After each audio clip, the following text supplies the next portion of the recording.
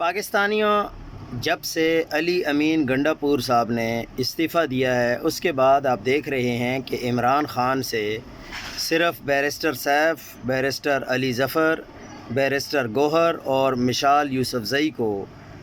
ملنے کی اجازت ہے، کیونکہ ان کے ناموں کے اوپر کانٹا نہیں لگا ہوا۔ اور جو بیرسٹر گوہر صاحب ہیں ان کا تو عمران خان کے مزاحمتی سیاست کا جو نظریہ ہے اس سے شدید اختلاف ہے، اور وہ اب پارٹی میں رہنا بھی نہیں چاہتے۔ لیکن پریشانی یہی ہے کہ وہ پارٹی کے چیئرمین ہیں اور الیکشن کمیشن میں ان کے لیے بہت زیادہ مشکلات پیدا ہو جائیں گی اگر وہ ریزائن کرتے ہیں۔ اس وجہ سے مجبوراً وہ اس وقت پارٹی کے چیئرمین ہیں،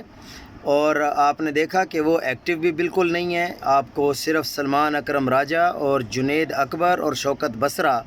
یہ نظر آ رہے ہیں پارٹی کے ساتھ۔ اور آپ نے دیکھا کہ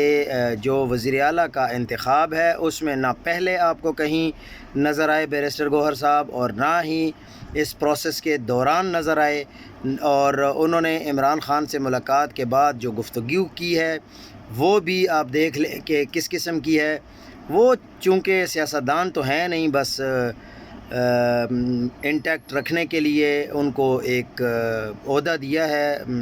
عمران خان صاحب نے، اور یہ گروپ بہت زیادہ پریشان ہے اور یہ کسی بھی طریقے سے کنارہ کشی اختیار کرنا چاہتے ہیں، لیکن الیکشن کمیشن میں چونکہ مسائل بڑھ جائیں گے جس کی وجہ سے انہوں نے ابھی تک ریزائن نہیں کیا۔